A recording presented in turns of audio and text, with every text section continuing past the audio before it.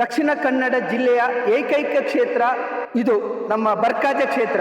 ಇಲ್ಲಿ ನವಗುಳಿಗ ಅಂತ ಹೇಳಿದರೆ 9 ಗುಳಿಗಗಳು, 9 ಗುಳಿಗಗಳ ನರ್ತನ ಸೇವೆ ಒಂದೇ ಜಾಗದಲ್ಲಿ ಒಮ್ಮೆಲೆ ಹೇಳುವಂಥದ್ದು. ಅದು ವಿಶೇಷ ಅಂದರೆ ವಿಶೇಷ. ಯಾಕಂತ ಹೇಳಿದರೆ ಈ ದಕ್ಷಿಣ ಕನ್ನಡ ಜಿಲ್ಲೆಯಲ್ಲಿ ಇದು ಅಲ್ಲದೆ ಬೇರೆ ಎಲ್ಲಿಯೂ ಇಲ್ಲ. ಇಲ್ಲಿಯ ನರ್ತನ ಸೇವೆಯನ್ನು ನೋಡಬೇಕು. ಆ ನರ್ತನ ಸೇವೆ ನೋಡಿದವರಿಗೆ ಆನಂದ ಬಾಷ್ಪ ಆಗ್ತಾ ಇದೆ. ಯಾಕಂತ ಹೇಳಿದರೆ ಅಷ್ಟು ಚಂದದ ನರ್ತನ ಸೇವೆ ಇದು. ಈ ನರ್ತನ ಸೇವೆಯನ್ನು ನೋಡಲಿಕ್ಕೆ ಅಂತ ಹೇಳಿದರೆ ನಮ್ಮ ಭಾಗ್ಯದಲ್ಲಿ ಭಾಗ್ಯ. ಯಾಕಂತ ಹೇಳಿದರೆ ದಕ್ಷಿಣ ಕನ್ನಡ ಜಿಲ್ಲೆಯ ಏಕೈಕ ಕ್ಷೇತ್ರ ಬರ್ಕಾಜ ಕ್ಷೇತ್ರ. ಈ ಬರ್ಕಾಜ ಕ್ಷೇತ್ರದ ದೇವರುಗಳು, ಇಲ್ಲಿ ಧಾರ್ಮಿಕ ಕ್ಷೇತ್ರ, ಅಭಿವೃದ್ಧಿಯ ಕ್ಷೇತ್ರ.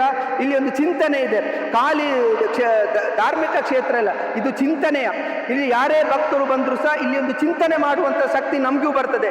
ಬೇರೆ ಯಾರಾದರೂ ನೀವಾದರೂ ಬಂದರೂ ಸಹ ಇಲ್ಲಿ ಒಂದು ಏನು ಯಾಕೆ ಎನ್ನುವಂತಹ ಚಿಂತನೆ ಪಡಿಸುವಂಥ ಕ್ಷೇತ್ರ ಬರ್ಕಾಜ ಕ್ಷೇತ್ರ. ಎಲ್ಲರೂ ಬಂದು ಪ್ರಾರ್ಥನೆ ಮಾಡಿ ತಮ್ಮ ಕಷ್ಟವನ್ನು ನಿಭಾಯಿಸುವಂಥ ಕ್ಷೇತ್ರ ಬರ್ಕಾಜ ಕ್ಷೇತ್ರ.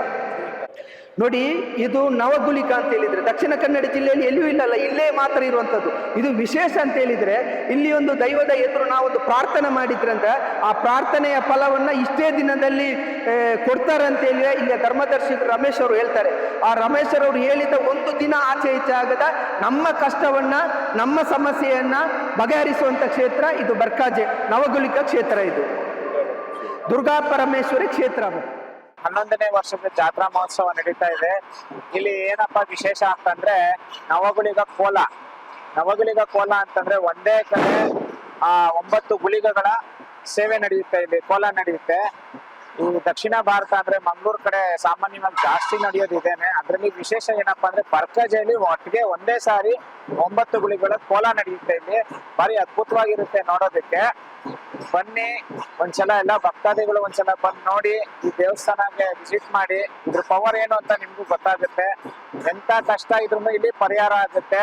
100% ಪರಿಹಾರ ಆಗುತ್ತೆ. ಈ ದೇವಸ್ಥಾನದ ಮಹಿಮೆ ಆಗಿದೆ.